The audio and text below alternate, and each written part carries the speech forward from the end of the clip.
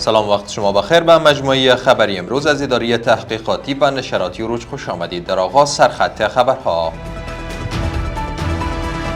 تلاش امارت اسلامی افغانستان از بهر رسیدن به نتیجه مطلوب در مذاکرات ترکیه با هیئت پاکستانی، ورود 2337 شهروند خارجی از طریق بنادر و میدانهای هوایی به افغانستان در ماه میزان سال جاری و امضای توافقنامه همکاری دوجانبه درباره طیاره‌های جنگی میان ترکیه و انگلیس. امروز سه‌شنبه ششم ماه میزان سال 1404 خورشیدی در ادامه مشروع خبرها: هیئت افغانستان تمام تلاش‌های خود را برای گفتگوی سازنده در مذاکرات جاری میان افغانستان و پاکستان به کار گرفته است، اما به نظر نمی‌رسد طرف پاکستانی چنین قصدی داشته باشد. از آنجایی که حلقه‌های خاصی در اردوی پاکستان مانع مذاکرات می‌شوند، طرف پاکستانی فاقد صلاحیت است و ترجیح می‌دهد به جای ارائه دلایل در میز مذاکره عقب نشینی کند. از سوی دیگر امارت اسلامی سیاست گفتگوی واقع‌گرایانه را در پیش گرفته است. موضوع افغانستان در این گفتگوها این است که افغانستان نمی‌تواند از حملات در پاکستان جلوگیری کند یا از TTP نمایندگی کند.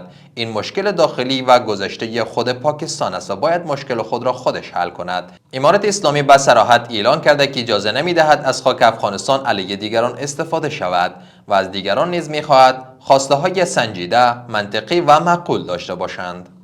اداره ملی احصایه و معلومات میگوید که در ماه میزان سال جاری 2337 شهروند خارجی از طریق بنادر و میدانهای هوایی به افغانستان رفت آمد کردند. به گفته اداره مذکوره در این مدت 1390 شهروند خارجی وارد کشور و 1074 تن دیگر از افغانستان خارج شدند. این اداره افزوده که از میان آنان 328 تن برای بازدید از مکانهای تاریخی و باستانی و متبقی آنان به هدف کار و تحصیل آمدند.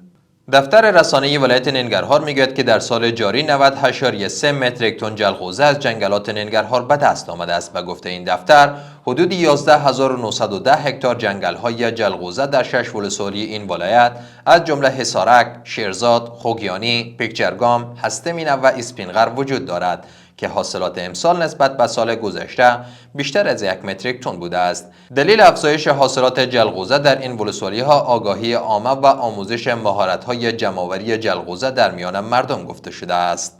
و در اخیر رجب طیب اردوغان رئیس جمهور ترکیه و کیر استارمر نخست وزیر بریتانیا روز گذشته در انقره توافقنامه همکاری دوجانبه درباره طیاره‌های جنگی یورو فایتر تایفون امضا کردند.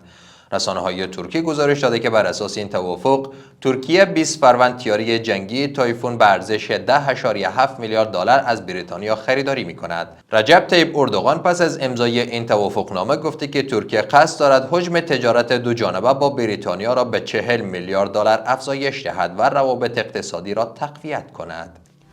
جهان سپاس از توجه و همراهیتان. برای تازه ترین های افغانستان، منطقه و جهان سری بزنید به صفحات اجتماعی ما در تلگرام، واتساپ و اکس.